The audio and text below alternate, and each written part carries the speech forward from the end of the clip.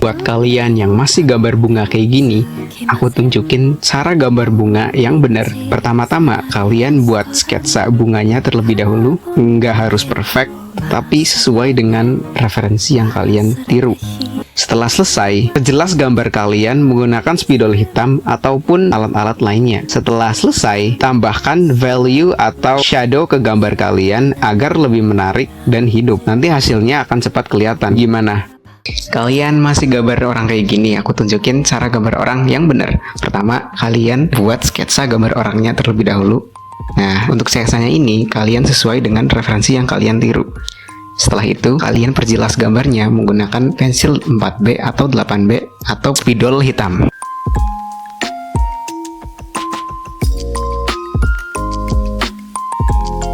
Setelah itu, tambahkan detail sesuka hati kalian atau hal-hal yang lainnya.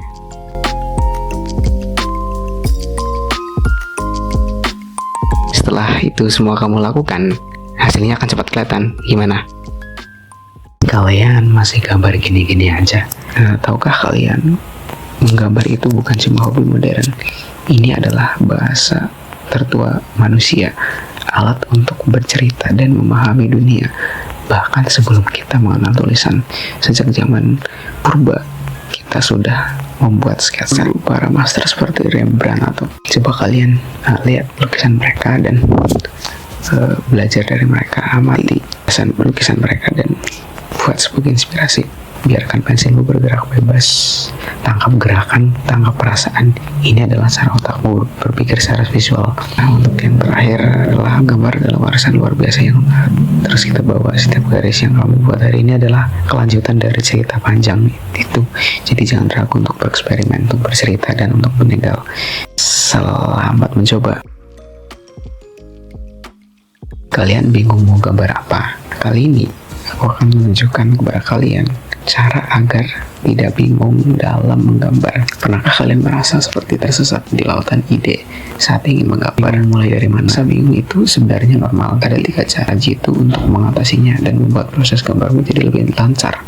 Tips nomor 1 yaitu mulai dari ide paling sederhana. Kebingungan datang karena kita ingin langsung membuat mahakarya. Coba fokus pada satu objek yang paling mudah kamu lihat atau bayangkan.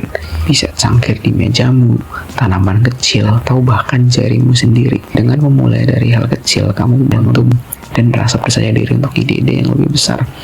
Tips kedua yaitu coba batasi waktu menggambarmu hanya 10 menit atau gunakan hanya satu warna pensil atau hanya boleh menggambar dengan bentuk geometris.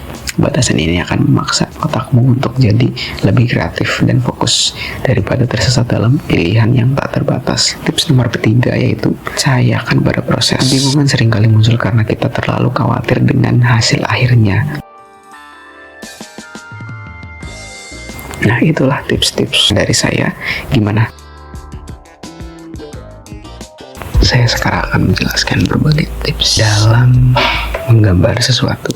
Nah, biasanya orang menggambar itu tidak menggunakan landasan dasar dalam menggambar. Yaitu contohnya adalah langsung menggambar menggunakan detail. Nah, tips nomor 1 yaitu mengsketsa benda.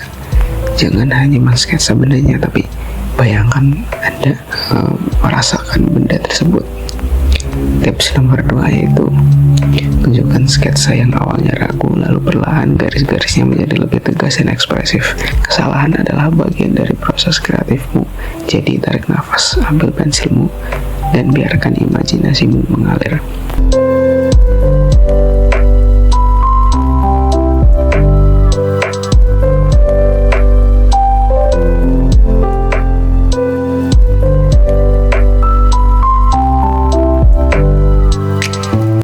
terakhir ini, yaitu adalah merasakan sensasi baru dalam menggambar. Itu dengan mengekspresikan dirimu. Selamat mencoba.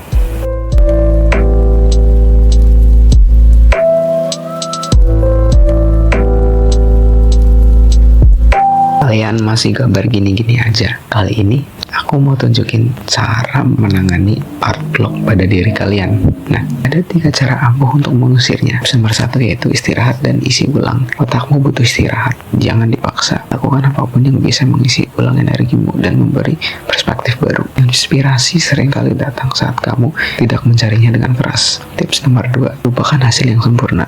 Coba deh doodle aja, gambar acak, atau lakukan latihan garis dan bentuk dasar. Ini akan melonggarkan tangan dan pikiranmu. Kesenangan dalam menggambar seringkali tersembunyi di balik kebebasan berekspresi. Nah, gimana? Kalian masih gambar kayak gini? Berikut adalah cara melawan perfeksionisme dalam menggambar sesuatu. Nah, apakah kalian sering terjebak dalam lingkaran perfeksionisme saat menggambar, terus menghapus, merasa belum sempurna, dan akhirnya karyamu tidak pernah selesai? Saya akan menunjukkan cara ampuh untuk membebaskan dirimu dalam menggambar. Tips pertama itu nikmati prosesnya, lupakan hasil akhir. Menggambar itu sebuah perjalanan, tujuan utamanya bukan selalu sebuah karya yang sempurna yang dipajang di galeri-galeri besar, tapi kegembiraan dalam menciptakan gambar dengan tanganmu yang flow, bergerak bebas. Buatlah coretan-coretan acak dan jangan terlalu memikirkan seperti apa nanti akhirnya. Paksa dirimu untuk menyelesaikannya dalam batas waktu tertentu. Tidak peduli seberapa buruk hasilnya. Ini akan melatihmu untuk lebih berani dan mengurangi kebiasaan mengkritisi diri sendiri secara berlebihan. Biarkan warnamu sedikit keluar batas. Itu semua adalah tanda tangan pribadimu. Nah, itu dia tips-tips cara melawan perfeksionisme dari saya. Semoga bermanfaat. Kalian masih gambar sesuatu yang terlalu detail. Nah, kali ini saya akan menunjukkan cara menggambar yang bagus tanpa harus menambahkan detail yang banyak. Kamu bisa menciptakan gambar yang powerful dan indah dengan sedikit detail aja. Tips pertama, tangkap esensinya. Daripada terpaku pada setiap detail kecil, coba fokus pada bentuk utama atau siliwat objek yang ingin kamu gambar. Tips kedua, kamu bisa menciptakan ilusi kedalaman dan detail yang cerdas. Gunakan perbedaan ketebalan garis. Garis tebal untuk bagian yang lebih dekat atau penting. Garis tipis untuk bagian yang lebih jauh. Itu adalah keindahan dari seni minimalis. Sedikit detail tapi dampaknya besar. Nah, itulah tips dari saya. Semoga bermanfaat ya teman-teman. Kalian masih gambar gini-gini aja? Nah, berikut saya akan menunjukkan berbagai ide dalam menggambar. Tips pertama itu gambar objek sehari-hari yang kita anggap membosankan. Coba kalian harus lihat bagaimana bayangannya. Dengan melihat benda dari angle yang berbeda, kamu akan menemukan detail dan bentuk baru yang menarik untuk digambar. Tips nomor 2 yaitu ketika ide visual macet, coba pikirkan kata benda acak, kata sifat, atau bahkan sebuah emosi. Misalnya hujan, kesepian, atau kebahagiaan. Bagaimana kamu menerjemahkan kata-kata itu menjadi sebuah visual gambar? Ini akan mendorong imajinasimu untuk berpikir di luar kotak dan menciptakan sesuatu yang unik. Tips ketiga, tangkap momen-momen menarik di sekitarmu. Contohnya trotoar, atau rumah, atau hewan peliharaan. Itu dia tips dari saya. Semoga bermanfaat. Kalian masih gambar tangan kayak gini? Aku tunjukin cara gambar tangan yang benar. Pertama, kalian block out gambar tangan terlebih dahulu. Ya, ini referensi yang saya pakai. Block out sesuai dengan gambar yang kalian tiru. Tambahkan sedikit detail menggunakan pensil 8B atau 4B.